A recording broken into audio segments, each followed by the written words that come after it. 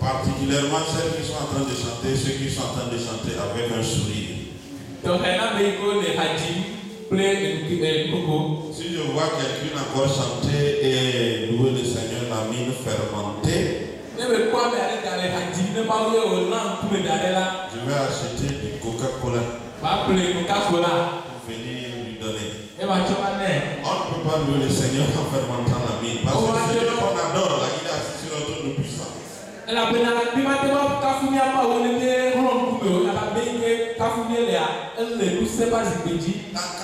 Quand il se révèle à toi, tu es ébloui, il y a une admiration, tu ne fais que dire waouh.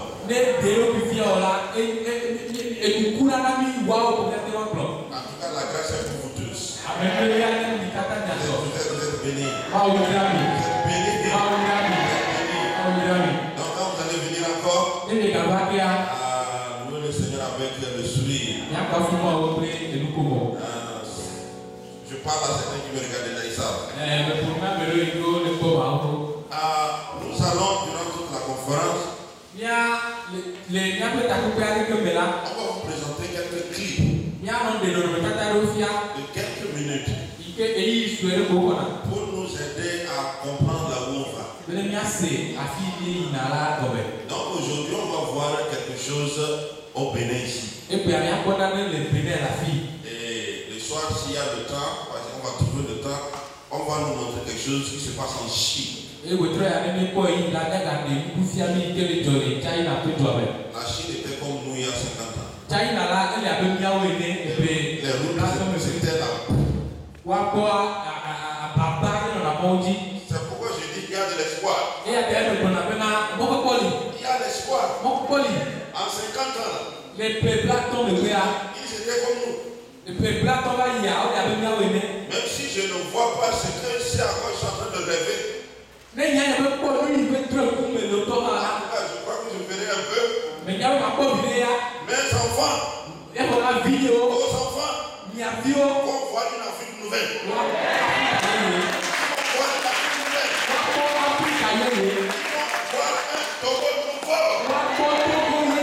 Que les gens veulent ou pas, que les démons se lèvent contre ou pas. Le Seigneur est en marche. Parce que quand vous connaissez la vérité, la vérité vous affranchit. Quand vous découvrez la vérité, ça vous affranchit. Ce que vous connaissez, ça fait de vous un homme libre. Ce que vous ne connaissez pas, ça fait de vous un esclave. Je suis un homme libre. Nous allons aller à la vidéo voir à 30 minutes. Pour le premier mot.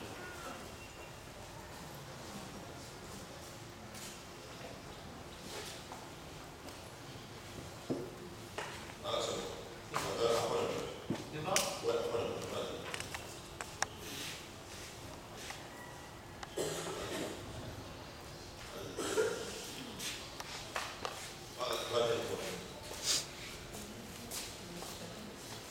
c'est bon.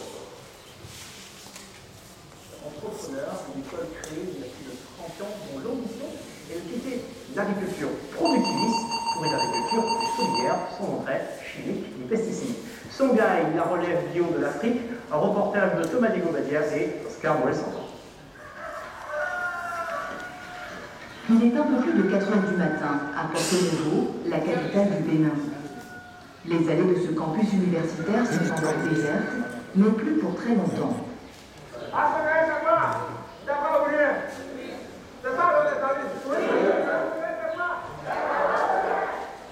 Ici, la journée commence avec un cri de guerre pour motiver les troupes d'étudiants. En ordre serré, lampe torche dans une main, balai dans l'autre, il nettoie le sol sur un rythme militaire.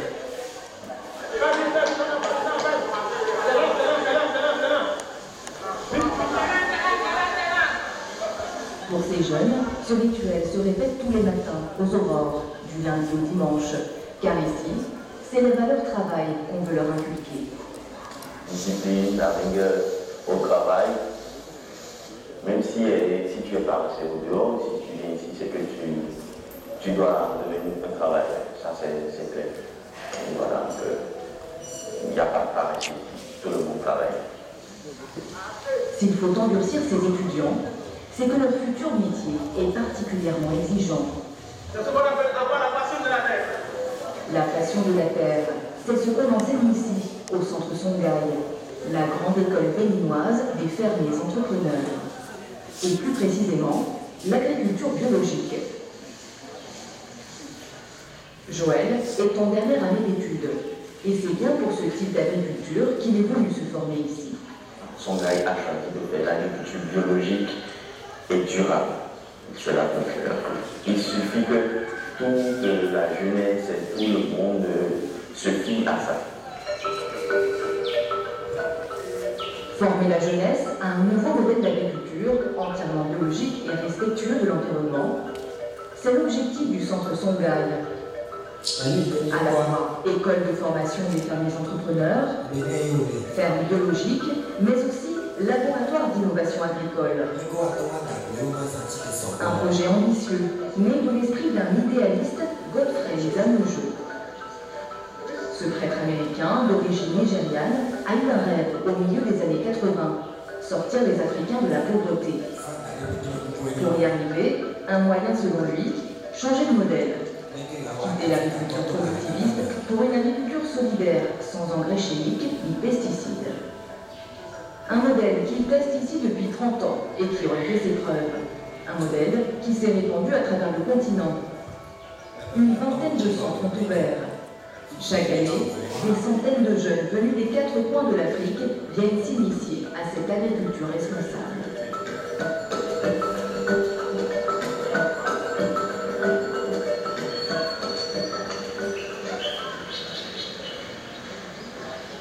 Il est 7h30.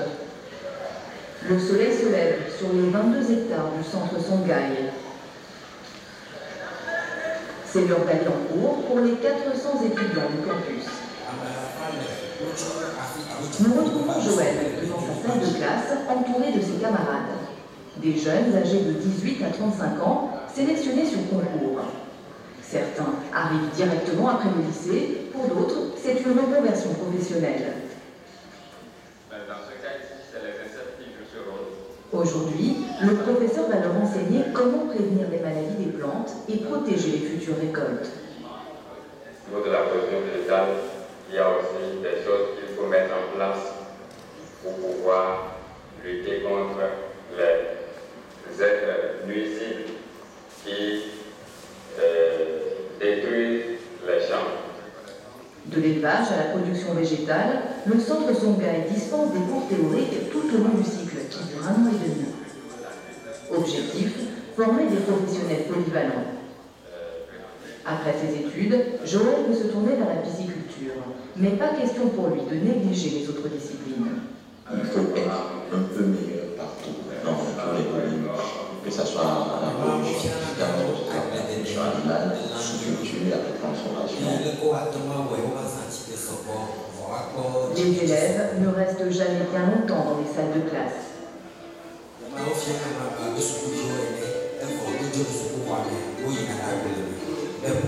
Cet après-midi, un groupe d'étudiants trie les feuilles de moringa qu'ils viennent de cueillir.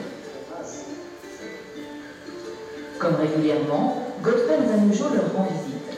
Une visite qui n'a rien d'anodine. Le fondateur de Songhai vient les sensibiliser aux vertus du moringa. Ça cause au niveau de propriété nutritionnelle. Au niveau d'azote, au niveau de ces minéraux, c'est tellement fort. Donc l'extrait, pour l'utiliser dans l'élevage, alimentation de bêtes, pour l'homme et tout ça. Le moringa, un arbre qui pousse en masse dans la sous-région, mais qui trop souvent est négligé par les agriculteurs. Alors Godfrey Zamujo veut ouvrir les yeux de ces jeunes. Un des grands principes de Songhai, c'est identifier et utiliser les ressources disponibles autour de soi.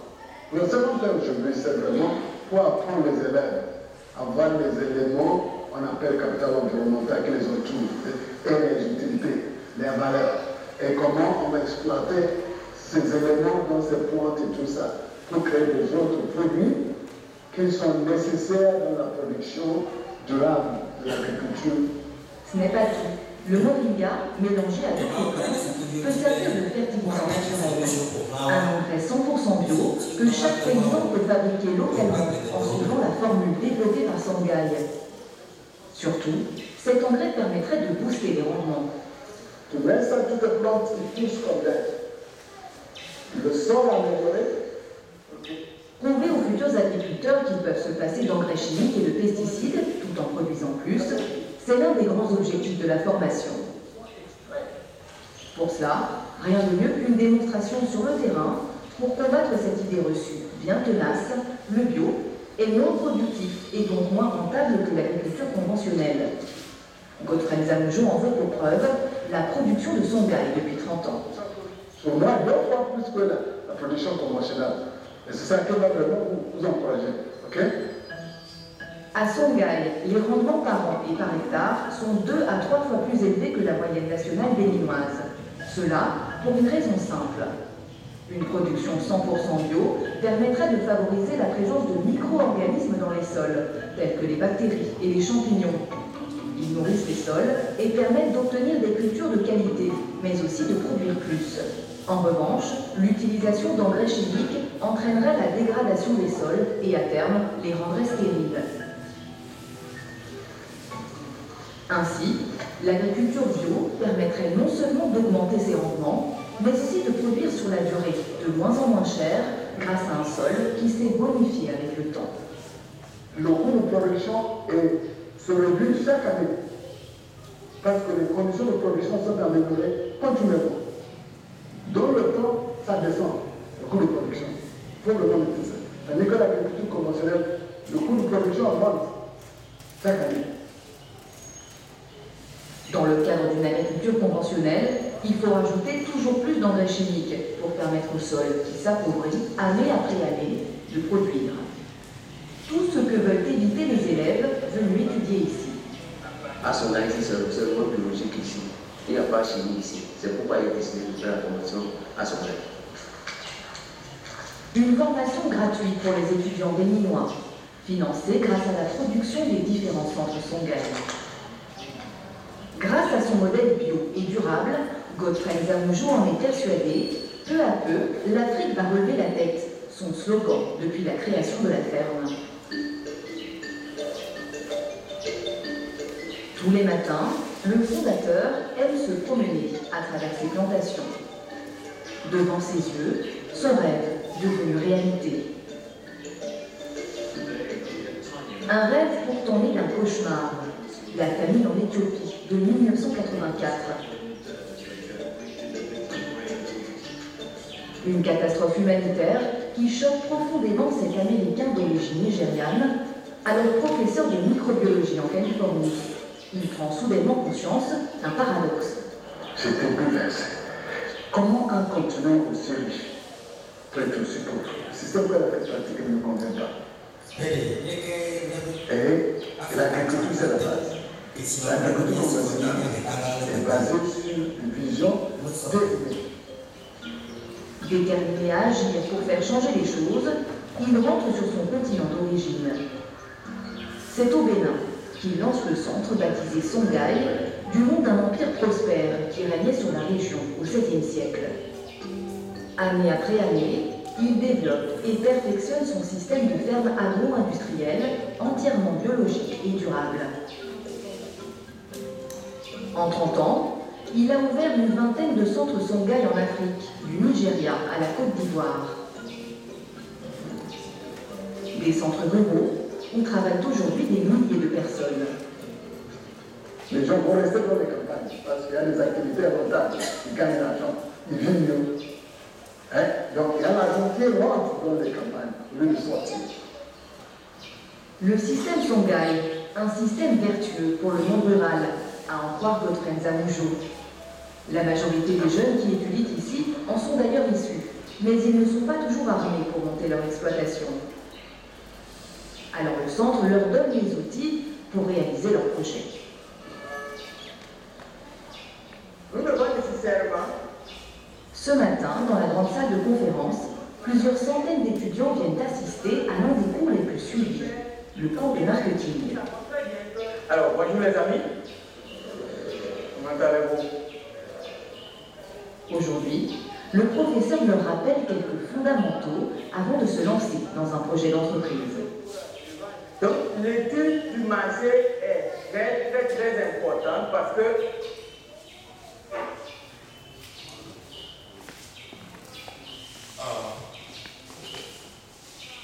ce qu'on nous a mis dans la tête à l'école. Des fois même quand un professeur veut t'insulter, il dit toi là, tu ne vas pas réussir, tu vas devenir un paysan.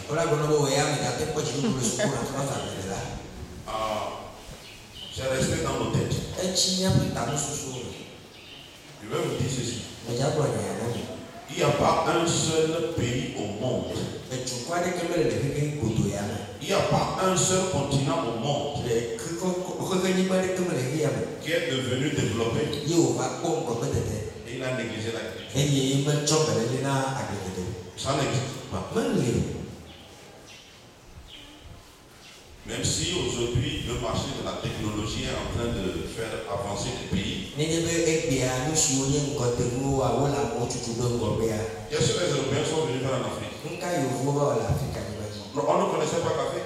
On ne connaissait pas coco. Ils sont venus dire non, ne cultivez pas vos histoires, cultivez café cacao. C'était très malin. On vous fait cultiver ça. Ils viennent vous donner leur prix. Tu n'iras jamais dans leur boutique dire sans la diversification. C'est l'agriculture qu'ils ont développée en Afrique pour devenir ce qu'ils sont. Vous voyez les États-Unis. On a amené nos ancêtres là-bas. C'est pour les champs. Tu vas rester dans la voiture.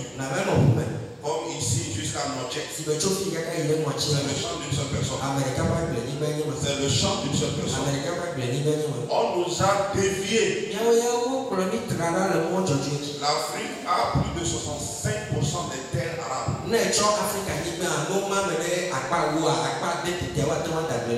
65% des terres arabes du monde.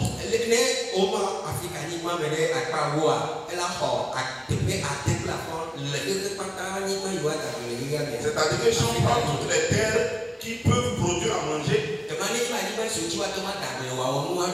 l'Afrique a 65%. Mais vous savez, chaque année, c'est 1 milliard que nous mettons dans la cagnotte pour importer les vides. Le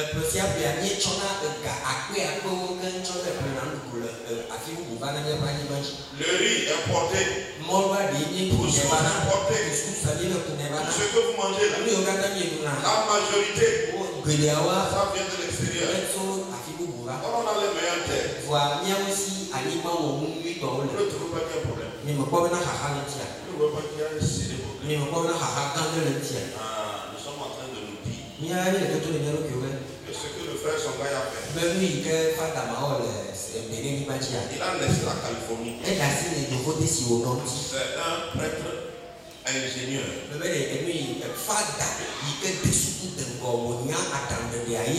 Il a laissé ça. Il est venu en Afrique. Ça fait pratiquement 30 ans. Mais si vous allez à Songhai, vous pouvez taper ça sur internet. Vous serez surpris. Le gars cultive même les mouches. Et il a l'argent avec les mouches. Si vous ne croyez pas, tapez Songhai, vous allez voir. Merci pour l'attention.